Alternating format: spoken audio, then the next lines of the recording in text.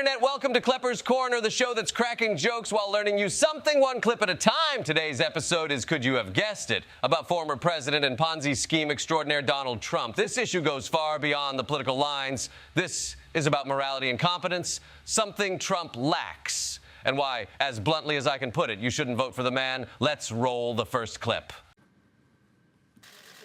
In a bombshell report, the New York Times uncovered years of Donald Trump's tax returns just weeks before the November election. Among the key findings, Trump paid little to no federal income taxes over the past 2 decades. That includes just $750 in 2016 and again in 2017.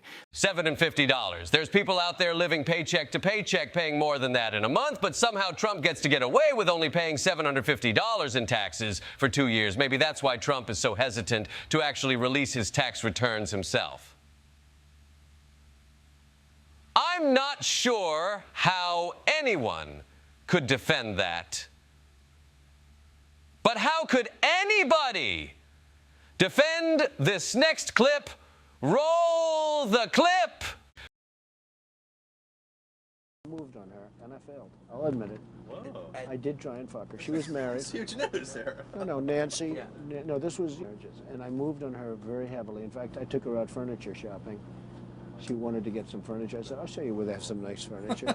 I took her out furniture. I moved on her like a bitch, but I couldn't get there. And she was married. Then all of a sudden, I see her. She's now got the big phony tits and everything. She's totally changed her look. I better use some Tic Tacs just in case I start kissing her. You know, I'm automatically attracted to beautiful. I just start kissing them. It's like a magnet. You just kiss. I don't even wait. And when you're a star, they let you do it. You can do anything. Whatever you want. Grab them by the pussy. You can do anything. Pull the ham. Wow, that's quite the thing to brag about, especially for someone who claims they are so religious, and this is coming from the guy who's apparently never asked God for forgiveness. Trump is lucky that God is forgiving, because if he wasn't, I'm sure Donald would have already been smited by now. Or just very powerful light. And I think you said that hasn't been checked, but you're going to test it. And then I said, supposing you brought the light inside the body, which you can do either through the skin or in some other way. And I think you said you're going to test that too. Sounds interesting. Get the right folks who could. Right, and then I see the disinfectant where it knocks it out in a minute, 1 minute.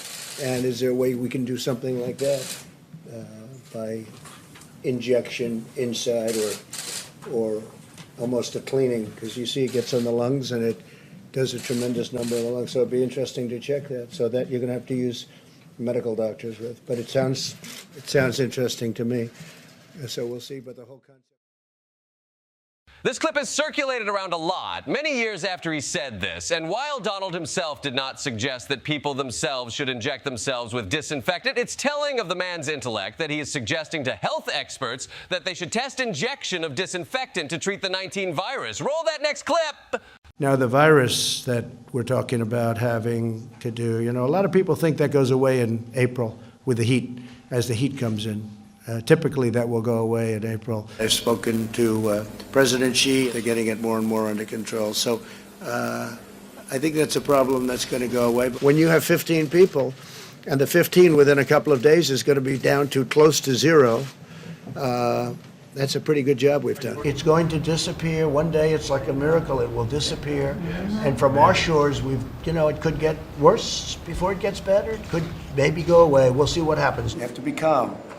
It'll go away. It will go away. Just stay calm. It will go away. We need a little separation until such time as this goes away. It's going to go away. It's going to go away. It will go away. You know it is going away.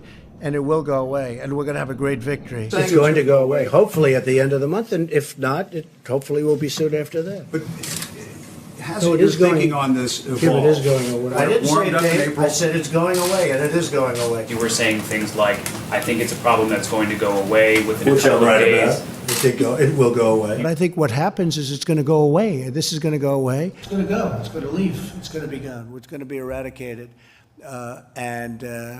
It might take longer. It might be in smaller sections. It'll be It won't be what we had. When the pandemic was in full swing, Donald Trump was sure to downplay the virus as much as he could, even when thousands of Americans were dying daily due to the virus, claiming that it'd just go away. Well, newsflash, Donald, it sure did go away after millions of Americans died, many whom I'm sure could have survived had you shown a little more restraint and urged people to be cautious. Roll the last clip. Roll it. I know your pain. I know you're hurt. We had a election. Let me see. I know your pain. I know you're hurt. We had an election that was stolen from us. It was a landslide election, and everyone knows it, especially the other side. But you have to go home now. We have to have peace. We have to have law and order. We love you. You're very special. It took Trump hours to come out with any sort of statement during the Capitol riot of January 6th, and all the man could muster up was that the people who had rioted the Capitol were special. So much for respecting law enforcement. Hundreds of Capitol officers were injured, and some even died. And the man has the gall to claim he backs the blue when he's wanting to bail out people who were rightfully arrested, claiming they're hostages. It's as simple as this. If you were there protesting and you didn't break into the Capitol, you're a protester, even if we don't agree with what you're saying. If you stepped beyond the barricade and entered the Capitol, you're a criminal. That's it for this episode of Klepper's Corner. If you enjoyed, make sure to like and subscribe. If you didn't, then make sure to dislike the video. Thank you for your time. Have a good one.